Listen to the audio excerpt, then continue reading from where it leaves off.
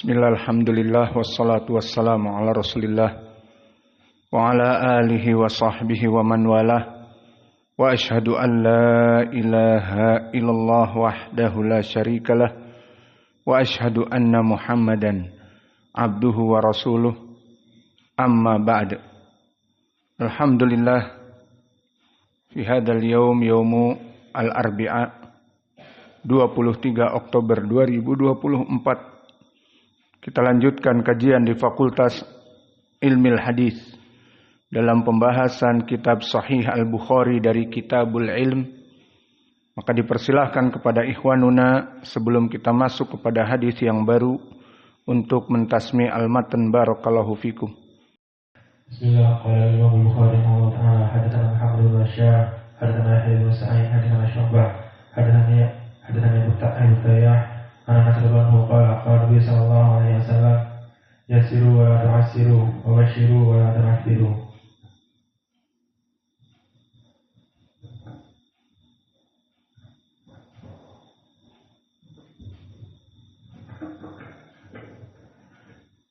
Bismillah. Qala Imam Al-Bukhari rahimahullah ta'ala hadatsana Muhammad bin Bashar qala hadatsana Yahya bin Sa'id qala hadatsana Syu'bah qala hadatsana Abu Tayyah an Anas bin Malik radhiyallahu anhu an Nabi sallallahu alaihi wasallam qala yassiru wa la tu'assiru wa bashiru wa la tunaffiru.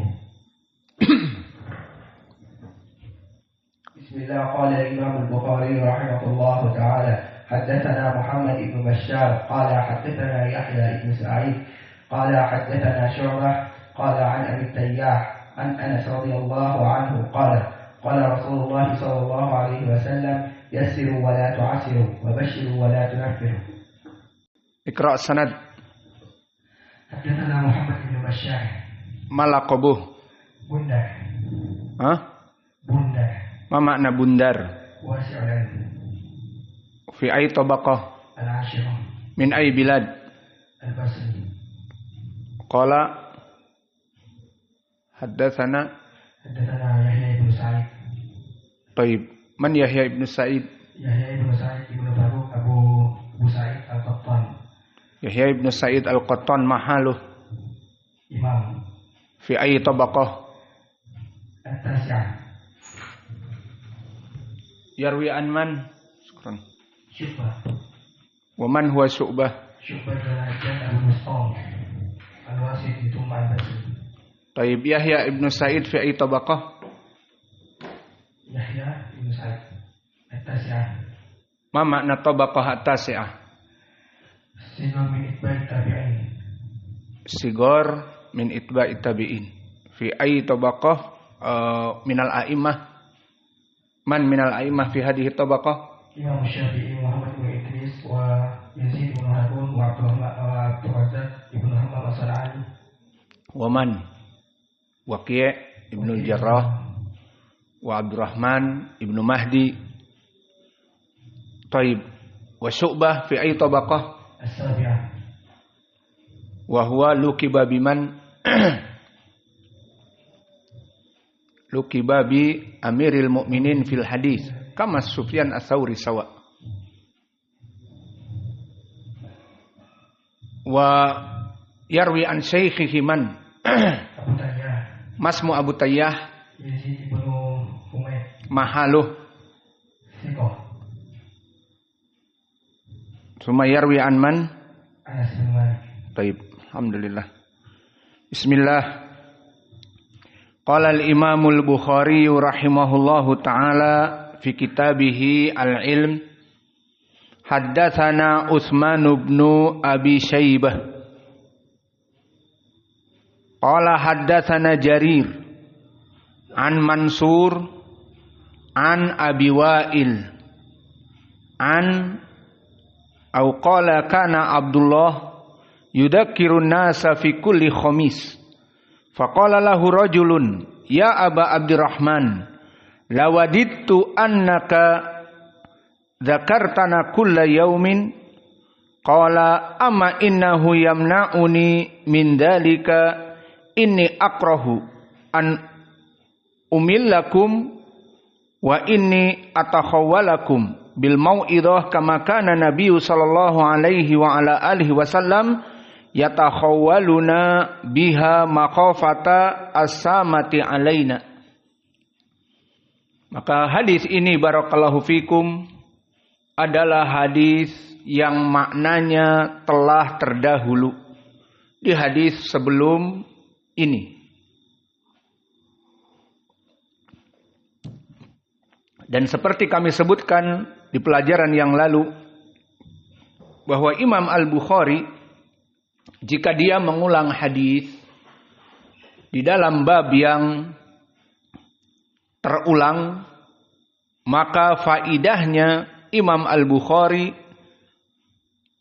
adalah jam'u turuq, di mana dia akan mendatangkan hadis yang maknanya hampir sama dalam keadaan guru-gurunya berbeda. Maka begitupun di dalam sanad ini. Di dalam sanad ini berbeda dengan sanad yang sebelumnya dari Ibnu Mas'ud. Maka pertanyaan kepada Hudzaifah, lihat sanad ini. Haddatsana Utsman bin Abi Syaibah qala haddatsana Jarir an Mansur an Abi Wa'il an Abdullah bin Mas'ud. Wa fi sanad alladhi min qabla yassiru wa la tu'assiru. Kadzalik an Ibnu Mas'ud. Wa qissatuhu sawa marfu. Aina madarul hadis? An Abi Wa'il. Ya akhi anta lama anta tus'al daiman. Madarul hadis muswahid ila nabi man? An Abi Wa'il an Abdullah bin Mas'ud. An man? An Nabi. Hakada lama tus'al madarul hadis la taqul wahid. Is wahid. Dan undur sekarang madarul hadis dari dua sanad adalah Abu Wa'il. Man Abu Wa'il? Syaqiq ibnu Salamah. Maka di dalam sanad terdahulu dia diambil oleh Al-A'mash, mudallis di sanad yang sebelumnya, dan meriwayatkan dengan an-anah, namun periwayatannya dari Abi Wa'il tidak berpengaruh. Dan ini keutamaan Imam Al-Bukhari. Dia meriwayatkan Al-A'mash yang mudallis, namun diambil dari gurunya yang paling banyak meriwayatkan dari Al-A'mash. Maka seorang mudallis meriwayatkan an-anah, jika meriwayatkan dari gurunya yang paling kuat dia periwayatannya ataupun paling banyak dia mendengar, maka an-anahnya la tadur, tidak berpengaruh an-anahnya. Seperti periwayatan Qatadah mudallis meriwayatkan dari Anas ibnu Malik, maka Qatadah murid Anas yang paling kuat. Dan begitupun Humaid At-Tawil meriwayatkan dari Anas, banyak di Sahih Muslim dari Anas. Dan dia termasuk orang terkuat periwayatannya dari Anas, banyak duduk dengan Anas. Maka begitupun Al-A'mash di sanad yang terdahulu, bahwa dia mudallis namun meriwayatkan dari Abi Wa'il, Syaqiq ibnu Salamah, maka disebutkan oleh Imam Adz-Dzahabi catat di Mizan I'tidal, bahwa Al-A'mash idza qala haddatsana falaisa bisyai, maknanya bukan perkara yang didhaifkan. Walakin idza qala an au qala falaisa bisyai, maknanya ditinggalkan hadisnya. Illa idza kana yarwi an masyaikhihi as-salasah, kecuali jika dia meriwayatkan dari gurunya yang tiga, maka ihtimal al-ittisal. Kenapa? Karena banyaknya periwayatan dari gurunya yang tiga ini. Siapa saja? Pertama Abu Wa'il, hadis yang telah kita lewati dari Ibnu Mas'ud, Syaqiq ibnu Salamah. Kedua Ibrahim ibnu Yazid At-Taimi. Ketiga Abu Saleh As-Samman Dzakwan. Maka tiga orang ini jika Imam Al-A'mash mengatakan an dari tiga orang ini, maka ihtimal al-ittisal. maknanya hadis itu bersambung. Maka ini kaidah, barang siapa seorang rawi yang mudallis kemudian meriwayatkan dengan ada mutasrih dengan an-anah, maka dilihat apakah dia meriwayatkan dari gurunya yang paling banyak. Naam, jika meriwayatkan gurunya dari yang paling banyak dia riwayatkan, maka di sini dia dalam keadaan bersambung meskipun dengan an-anah. Ini yang kita pakai di dalam ilmu hadis. Maka jika kita memeriksa hadis misalnya di Sunan Abi Daud atau yang lainnya, ada an-anah al-A'mash, namun an Ibrahim an-Nakhai mahaluh bersambung, jadi sanadnya sahih. Atau an Abi Wa'il seperti di sini, atau an Abi Soleh Dakwan, maka semua sanadnya bersambung. Dan faidah lagi, indaman indak ya Sufyan, entah Sufyan Ats-Tsauri atau Ibnu Uyainah. Sufyan mana entah? Sufyan Siregar. Bukan Ibnu Uyainah, bukan Ats-Tsauri. Idan lazim an tujib hada soal. Jika sanad disebutkan haddatsana Syu'bah anil A'mash an Qatadah mahaluh dhaif, idan anta dhaif. Kalau begitu kamu yang dhaif. Hendak ya Qais, datang dari Bandung. Sahih. 5 ada sahih. Karena Syu'bah tidak menulis dari Qatadah dan A'mash jika menggunakan an. Tidaklah menulis dari Qatadah al-A'mash dan satu lagi Abu Ishaq As-Sabi'i, kecuali dia menulis yang bersambung saja. Maka oleh sebab itu berkata Imam Syu'bah sendiri, kafaitukum an tadlis ats-tsalatsah. Maka cukuplah bagi kalian periwayatan mudallisin yang 3 jika aku meriwayatkannya. Jadi jika kalian memeriksa Sunan Abi Daud, At-Tirmidzi selain Sahih Al-Bukhari dan Muslim tentang mudallis yang 3 ini, Qatadah, Al-A'mash dan Abi Ishaq As-Sabi'i, dilihat kalau sanad sebelumnya ada Syu'bah maka bisa bersambung. Adapun di riwayat Al-A'mash dilihat jika dia melaksanakan an dari 3 gurunya, Ibrahim ibnu Yazid, Abu Saleh dan Abi Syaqiq dan Abi Wa'il, maka bersambung. Ataupun Qatadah meriwayatkan an Anas, maka di sini bersambung, insyaallah. Maka ini faidah yang besar. Faidah-faidah seperti ini dicatat dengan tinta emas karena akan membantu dalam permasalahan pentahqiq hadis. Kalian memeriksa hadis sahih ataupun dhaif butuh kepada faidah-faidah seperti ini.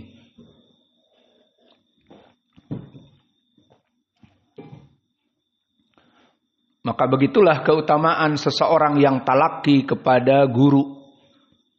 Seperti kita talaki langsung kepada imam muhaddits di zaman kita. Fawaidnya sangat agung.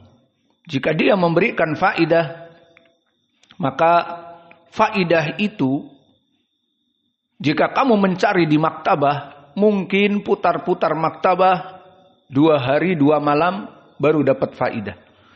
Maka di sini tinggal Syekh memberikan 1 menit, kita catat faidah itu 2 menit, 5 menit paling panjang, faidahnya panjang misalnya, maka itu lebih mudah bagi kalian untuk kalian putar-putar di maktabah. Maka itulah fawaid kita duduk dengan alim ulama, setiap hari mendapatkan faidah. Dan Syekh kami Mukbil jika memberikan faidah dia dengan sistem soal jawab. Seperti tadi, indak ya akhi, riwayat ini mahaluh. Maka seperti tadi Sufyan, bukan Ats-Tsauri dan bukan Ibnu Uyainah, tapi Sufyan Siregar, dia tadi tidak bisa menjawab. Maka kalau dia memang fitrahnya baik, dia akan mencatat pertanyaan tadi. Dan akan terngiang-ngiang di dalam seumur hidupnya. Aku dulu ditanya sama ustadku, tidak bisa menjawab. Aduh, padahal mudah sekali. Seperti itu.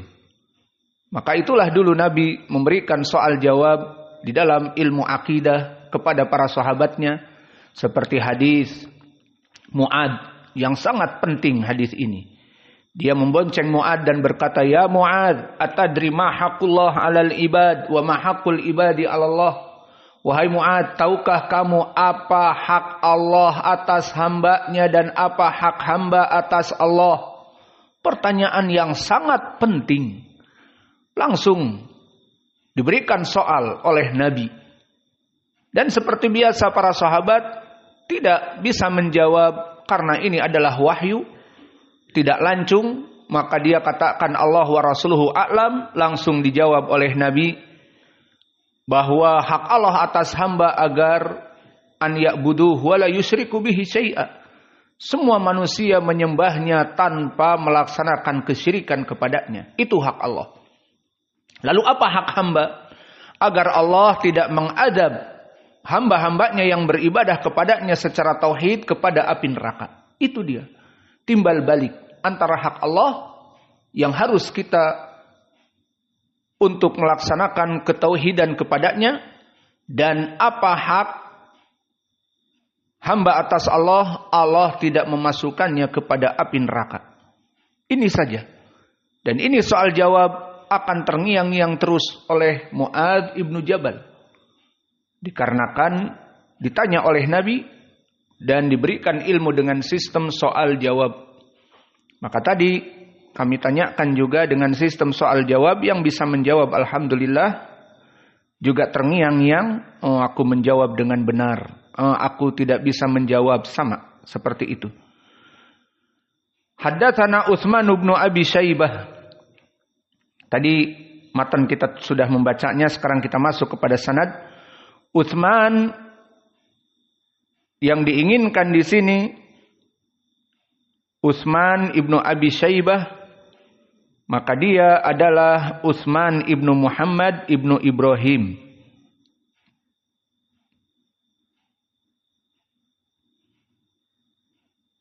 Yang ma'ruf dengan Ibnu Abi Syaibah. Utsman ibnu Abi Syaibah. Wa huwa al-Absi. Dan al-Absi al-Kufi. Bukan dari Basrah, tetapi dari Kufah.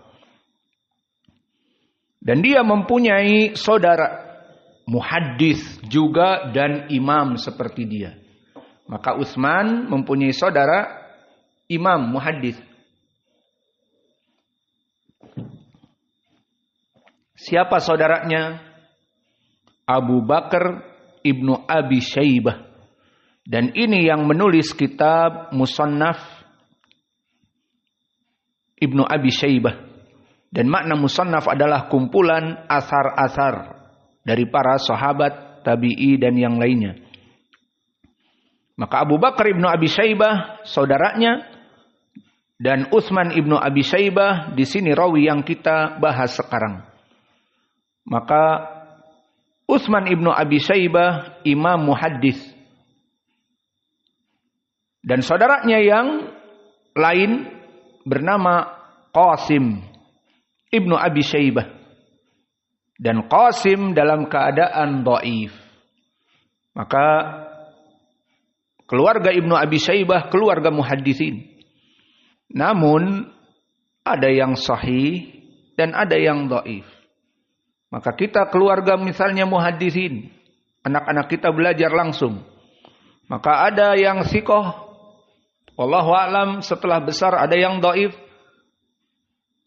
Muhammad mau jadi dhaif? Jangan banyak tidur di pelajaran. Nanti kamu dhaif.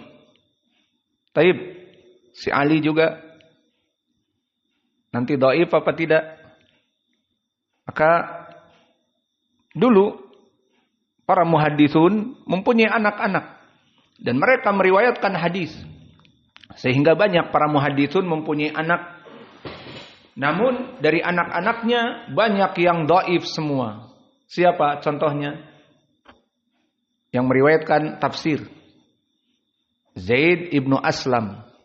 Maka Zaid ibnu Aslam mempunyai anak Abdurrahman ibnu Zaid ibnu Aslam dhaif. Dan Abdullah ibnu Zaid ibnu Aslam dhaif. Dan satu lagi juga mempunyai 3 anak. Semuanya dhaif. Maka di sini dia mempunyai saudara Abu Bakar imam, penulis kitab Musannaf Ibnu Abi Syaibah, dan Qasim saudaranya lagi dhaif. Maka Utsman ibnu Abi Syaibah dia juga imam. Maka bangga sekali bapaknya Muhammad ibnu Ibrahim mempunyai anak Abu Bakar imam dan Utsman imam dan Qasim dhaif. Adapun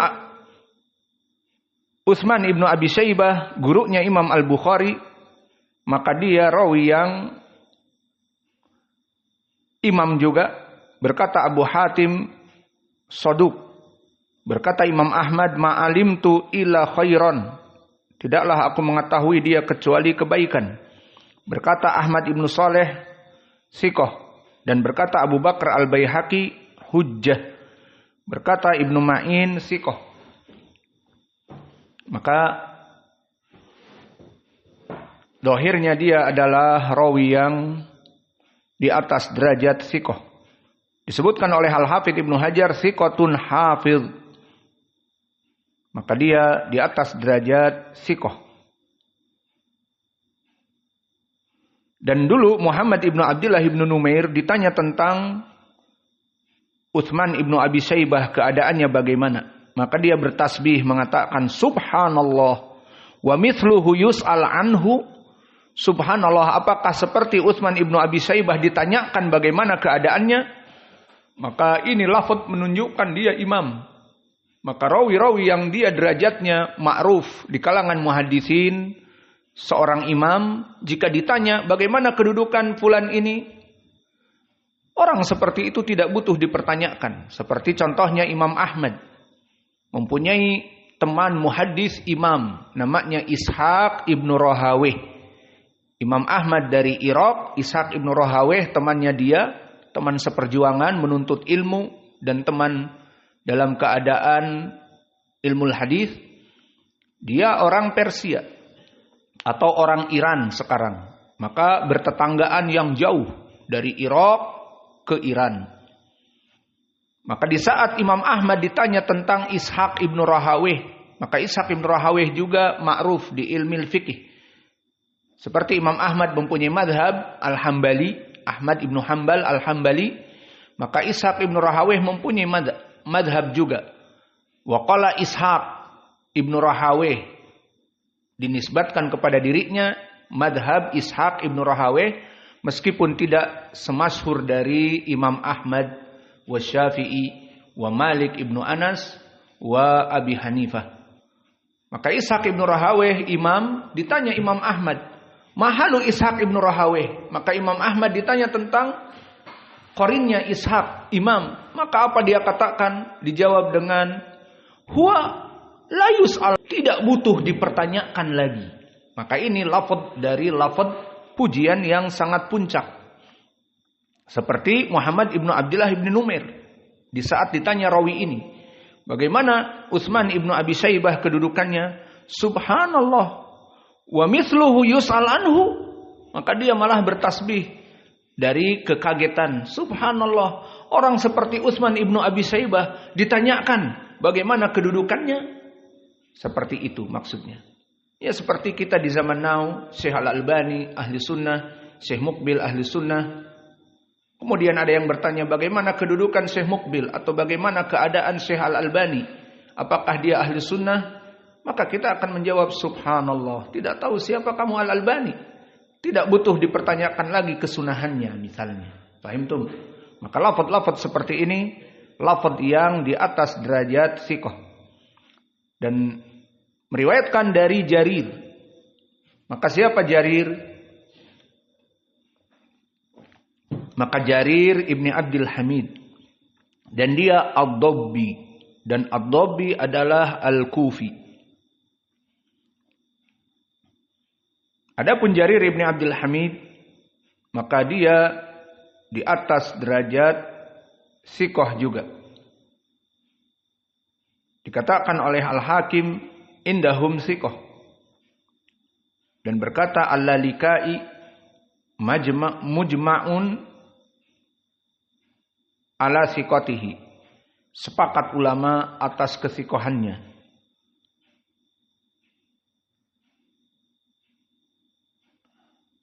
Dan berkata Abu Hatim siqatun saduq.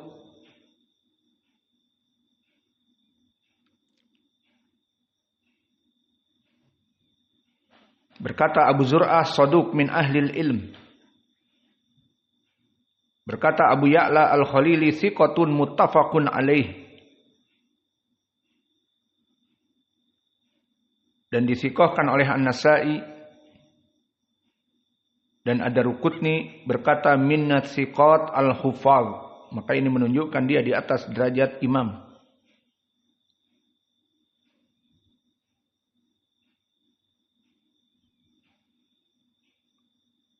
Dan berkata Muhammad ibn Sa'ad siqatun kasirul ilm yurhalu ilaih. Maka semua orang menuntut ilmu datang kepadanya.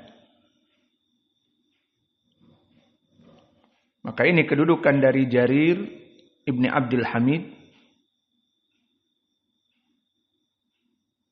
Dan berkata Yahya ibnu Ma'in, huwa a'lam bihadis Mansur.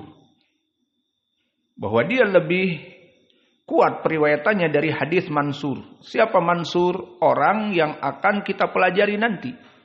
Maka di sini menunjukkan Imam Al-Bukhari di dalam kitabnya sangat kuat. Tidaklah dia meriwayatkan Jarir kecuali dari gurunya yang paling utama Mansur Ibnul Mu'tamir. Maka dikatakan oleh Yahya ibnu Ma'in dia sangat kuat periwayatannya kepada Mansur. Maka Jarir ibni Abdul Hamid di sini bisa dikatakan imam muhaddis.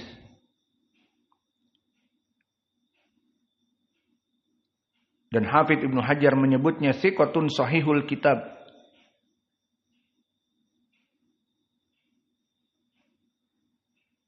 Kemudian dia membela dari orang-orang yang mengatakan bahwa dia mudallis. Maka tidak melaksanakan tadlis sama sekali. Kemudian meriwayatkan dari Mansur. Dan Mansur di sini Ibnul Mu'tamir. Dan Mansur Ibnul Mu'tamir, maka dia juga As-Sulami Al-Kufi. Maka dia dari negeri Kufah. Semua sanad di sini dalam keadaan dari negeri Kufah.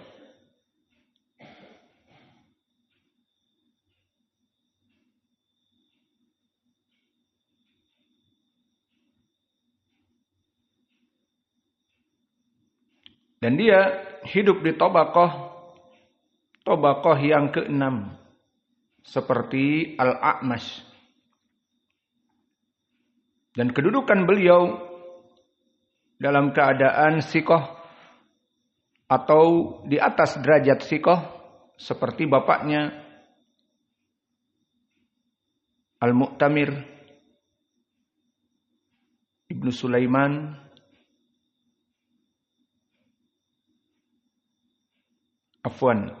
bapaknya Al-Mu'tamir ibni Abdullah. Maka berkata para ulama tentang Mansur Ibnul Mu'tamir, berkata Abu Hatim siqah. Dan berkata Imam Ahmad min asbatin nas fi Ibrahim. Siapa Ibrahim? Ibnu Yazid An-Nakhai. Maka dia termasuk orang yang paling kuat dari Ibrahim An-Nakhai. Gurunya Al-A'mash. Karena sama-sama dengan Al-A'mash menuntut ilmu bareng. Dan Jarir dikatakan oleh Syu'bah. Dan berkata Syu'bah atas Mansur minas siqat. Bahwa dia dari rawi-rawi yang siqah. Maka Mansur bisa dikatakan rawi yang sikoh saja. Apa kata Al-Hafidz? Sikoh. Maka di sini sanad yang baru dari Al-Imam Al-Bukhari 3 sanad. Dari Utsman Ibni Abi Syaibah, dari Jarir Ibni Abdul Hamid, dan dari Mansur Ibnul Mu'tamir yang semuanya Al-Kufi.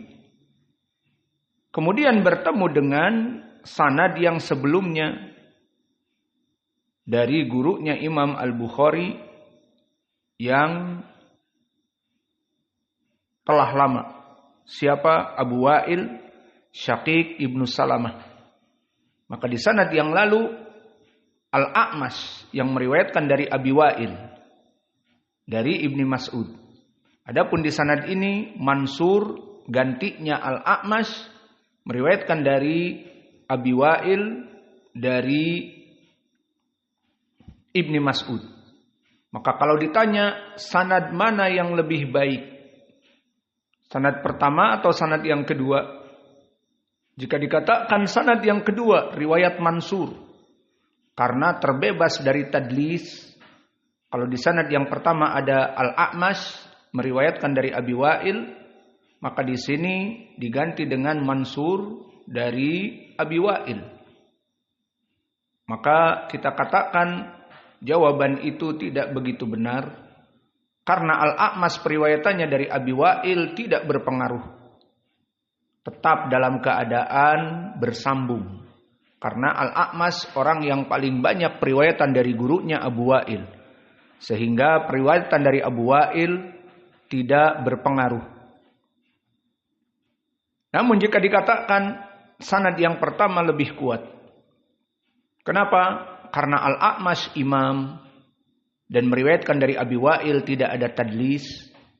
Dan dia lebih baik daripada Mansur. Ini boleh juga.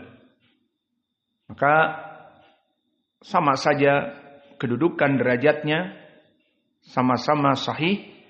Namun perbedaan antara Mansur dengan Al-A'mash, maka Al-A'mash mudallis, namun periwayatannya dari Abu Wa'il tidak berpengaruh.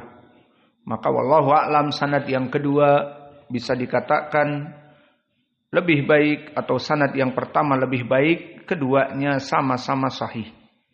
Adapun Abu Wa'il dia Syaqiq Ibnu Salamah telah terdahulu imam muhaddis meriwayatkan dari Abdullah Ibni Mas'ud.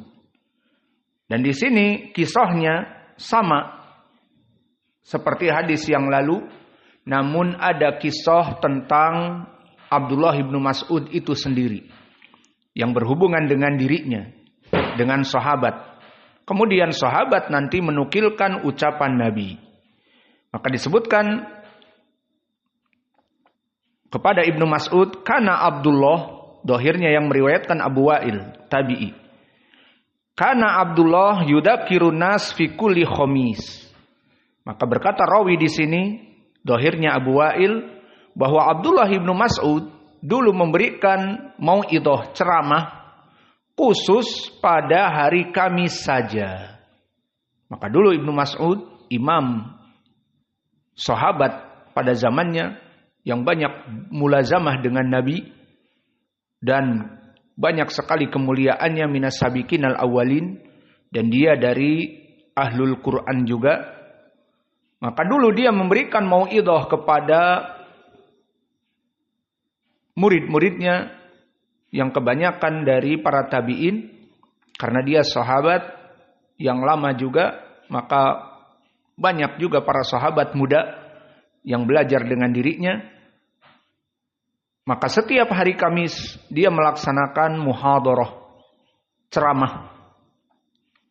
Faqala lahu rajulun, ya Aba Abdurrahman, lawadittu annaka zakartana kulla yaumin. Wahai Aba Abdurrahman, Abdullah Ibnu Mas'ud, kami sangat mencintai jika kamu memberikan mau'idhah ceramah itu setiap hari, tidak khusus hari Kamis. Maka apa dijawab?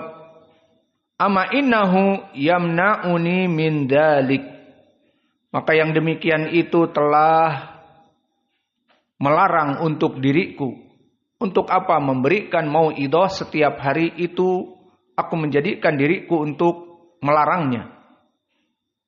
Ani akrahu an umilakum wa inni atakhawwalakum bil mau'idhah. Maka perkara seperti itu, mengajar setiap hari, ceramah setiap hari, itu aku melarang diriku kepada kalian. Karena aku takut kalian akan bosan dengan ceramahku. Maka di sini Abdullah bin Mas'ud tidak memberikan kajian-kajian ataupun ceramah setiap hari. Dikarenakan ditakutkan membuat bosan. Kemudian dia mengangkat hadis marfu kepada Nabi seperti perlakuan Nabi, itu maksudnya.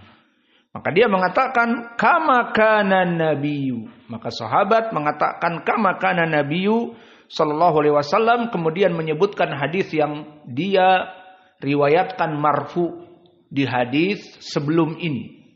Dari riwayat Al-A'mash an Abi Wa'il an Ibni Mas'ud. Seperti dulu Nabi meninggalkan perkara ini terus menerus. Karena Nabi sallallahu alaihi wasallam yatakhawwalana biha makhafata samati alaina. Bahwa dulu Nabi memilih waktu-waktu tertentu. Tidak every time. Tidak full day. Dan seterusnya, dikarenakan Nabi takut agar mereka para sahabat merasa bosan. Dikarenakan Nabi memberikan ceramah tiap hari. Dan telah kami sebutkan juga dari para sahabat, maka mereka araku kuluban. Mereka sangat lembut hatinya. Maka setiap hari mendengar ceramah-ceramah Nabi akan terpengaruh dan akan menangis terus-menerus dan seterusnya. Maka kesimpulannya dimasukkan oleh Imam Al-Bukhari di Kitabul Ilm bahwa memberikan ceramah-ceramah, terutama ceramah yang dia itu mau'idhah, bukan pelajaran kajian, maka di waktu-waktu tertentu seperti sepekan sekali yang dilakukan oleh Ibnu Mas'ud, maka ini baik. Maka kembali kepada keadaan kita sebagai para penuntut ilmu. Maka kita katakan bahwa apa-apa yang dilakukan oleh Ibnu Mas'ud dan Nabi dulu ditakutkan membuat bosan. Dan mereka wajib untuk mendengar majelis bersama Nabi. Namun Nabi tidak membebani dikarenakan takut bosan. Dan apa yang kita lakukan di sini sebagai kajian-kajian dari ilmu akidah, ilmu fikih, ilmu lughatil arabiyah, kita berikan setiap hari. Bahkan bukan 1 hari 1 jam, 1 hari 4 jam. Ba'da duhur, qabla duhur, ba'dal asr, ba'dal maghrib, ba'dal fajar seperti sekarang. Maka kalian terus belajar dengan kita. Kok kenapa tidak seperti sunnah di sini? Nah, kalau pertanyaannya seperti itu, kita katakan, mau kalian datang dari Bandung, datang dari Medan, datang dari Lubuk Linggau, datang dari Batam, datang dari Pekanbaru, datang dari Sulawesi, datang dari yang lainnya, sepekan saya kasih kajian, mau? 6 hari nganggur, 1 hari pelajaran, itu juga cuma 1 jam, mau? Kalau mau saya kasih. Mengikuti sunnah yang dilakukan oleh Ibnu Mas'ud. Maka seperti hadis-hadis ini kita katakan, kalian datang ke sini memang tujuannya untuk menuntut ilmu. Datang dari jauh, meniatkan untuk mentargetkan belajar beberapa tahun, kemudian kalau dapat beasiswa alhamdulillah kita kirim ke Yaman. Maka ditargetkan kalian menghafal Al-Quran tiap hari, menghafal hadis-hadis tiap hari, menghafal matan-matan tiap hari. Digasak, diasah, terus menerus. Agar lebih tajam dan terus ilmunya lebih banyak. Maka itu tujuan kalian datang ke sini menuntut ilmu. Adapun dulu para sahabat mereka datang kepada Nabi menuntut ilmu, namun sistemnya seperti kehidupan sehari-hari biasa, dan ditafsirkan oleh para ulama juga yang diinginkan di sini ceramah, bukan seperti pelajaran yang kita ada padanya, pelajaran bahasa Arab, pelajaran ilmu hadis, pelajaran ilmu sarf, pelajaran ilmu alat dan seterusnya. Maka berbeda antara ceramah dengan kajian-kajian cabang-cabang ilmu. Maka kesimpulannya, jika kalian memberikan ceramah, maka berikanlah ceramah setiap pekan sekali. Dan alhamdulillah untuk masalah ceramah ini antum menunggu dari khutbah-khutbah Jumat kita. Iya apa tidak? Maka ini bagaikan ceramah seperti kita dulu. Menunggu hari Jumat senang. Oh, Syekh Mukbil khutbah. Masya Allah. Ilmu semuanya. Ditahqiq. Hadis ini sahih. Di sanadnya demikian. Maka kita duduk ceramah Jumat.